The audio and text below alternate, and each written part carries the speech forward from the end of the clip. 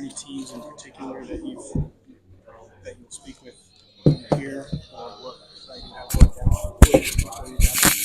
Yeah, a lot of teams. But kind of the interview process, obviously, you talk to a lot of teams.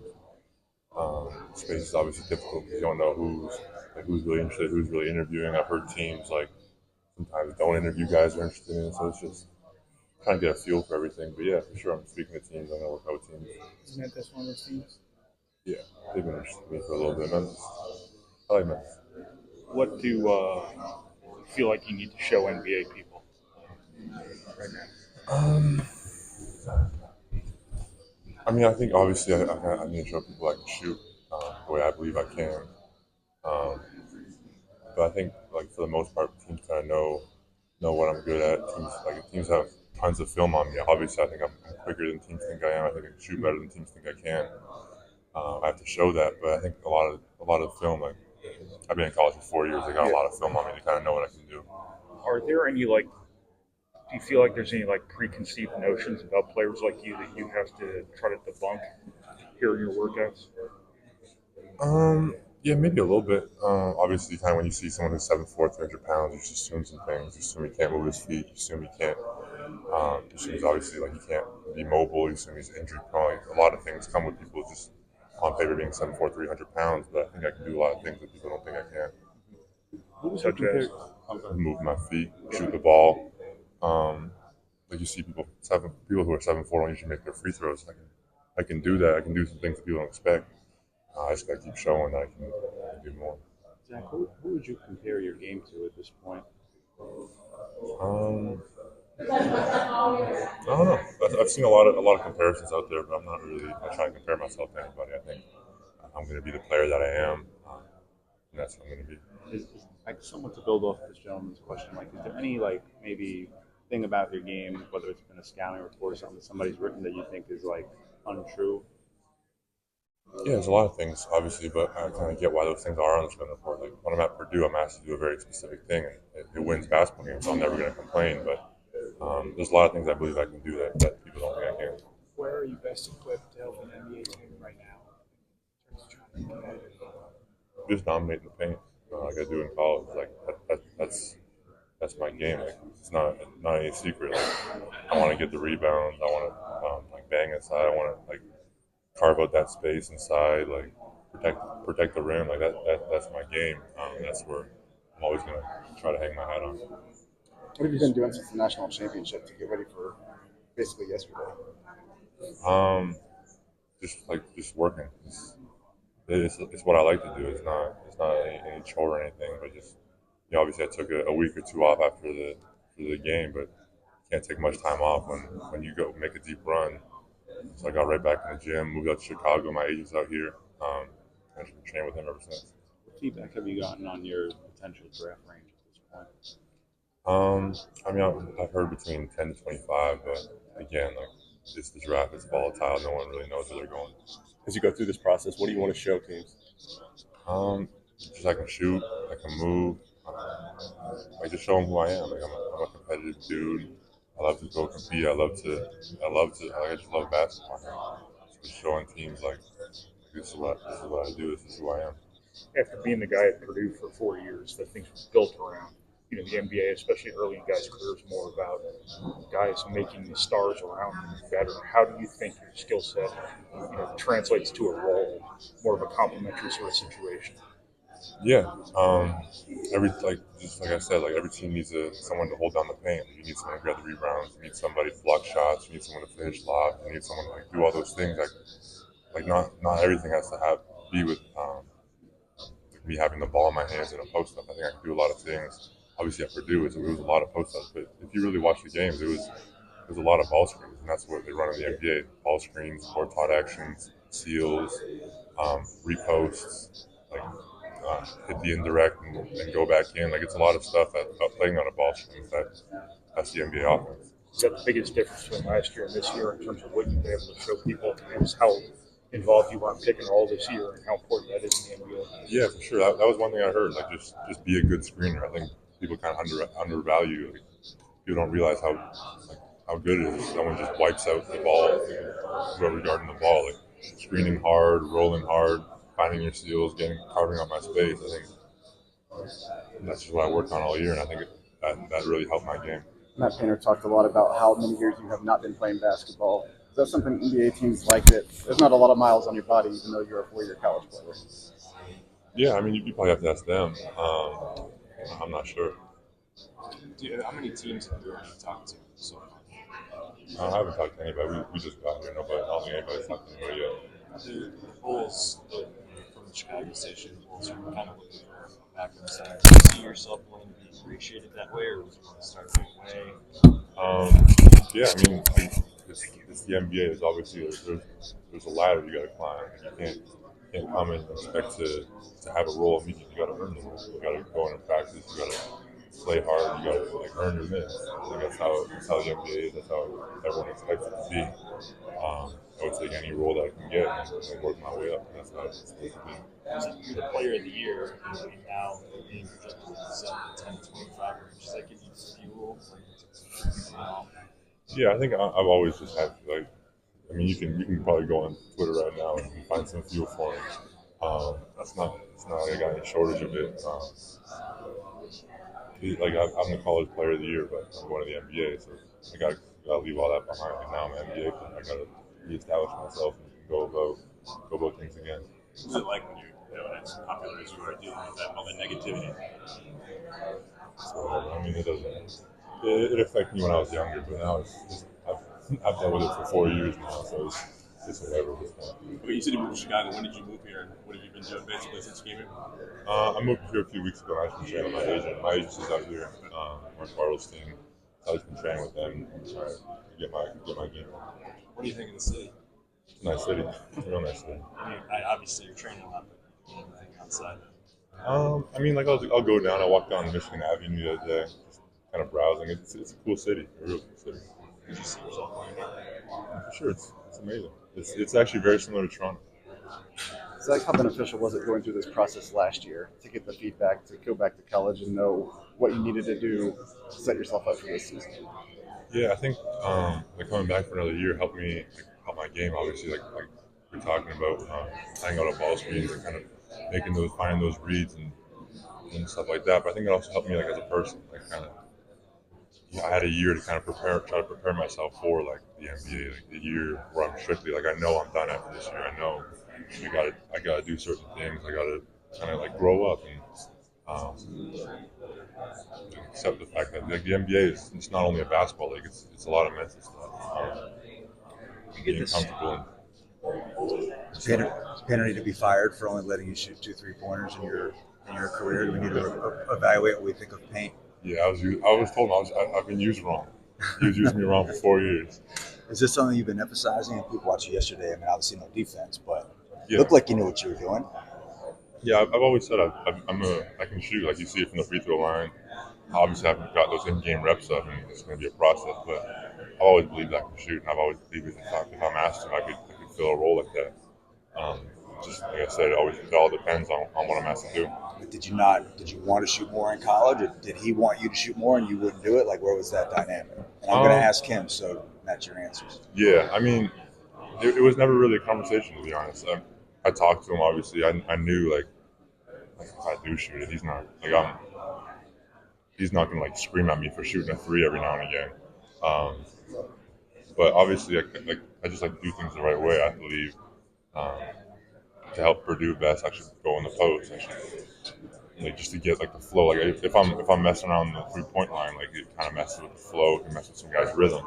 I believe that the right way to play basketball for me to win games at Purdue would be to play from the post and do stuff like that. And really be a presence down low. Do you feel like now you need to be able to do more of stepping away and shoot? Is that something you've been working on? Yeah, like I said, I'm just gonna be ready for any role that teams ask me to do. Anything teams want me to do, I'm gonna try my best to prepare for it. I get this sense people are evaluating you as a 22-year-old who's played 4 years of college basketball, or as a guy who has only played basketball for 7 years and thus should have some remaining upside. I'm not sure. I haven't really thought about it like that.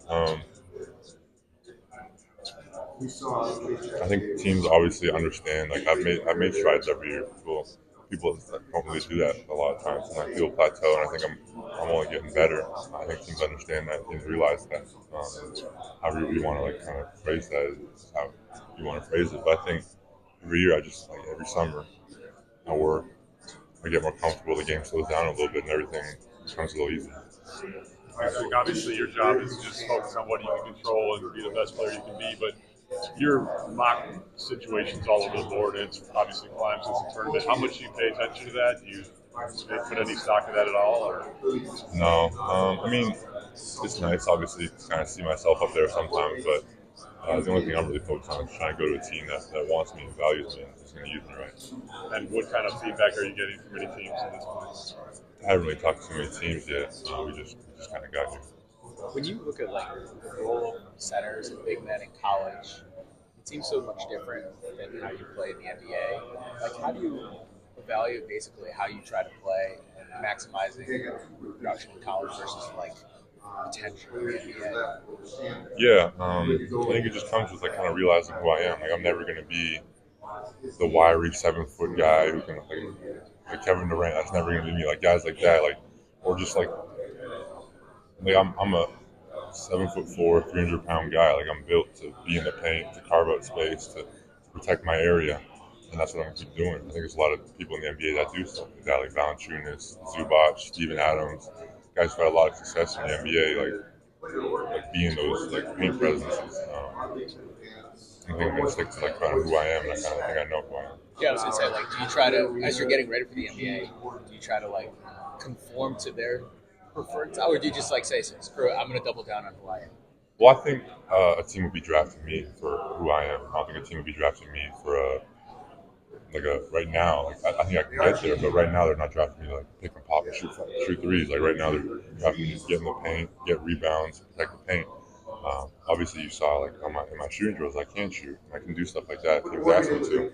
But it all just comes down to what a team asks me to at the end of the day. And what of those strengths in particular, which ones do you think translate no matter what level you're at?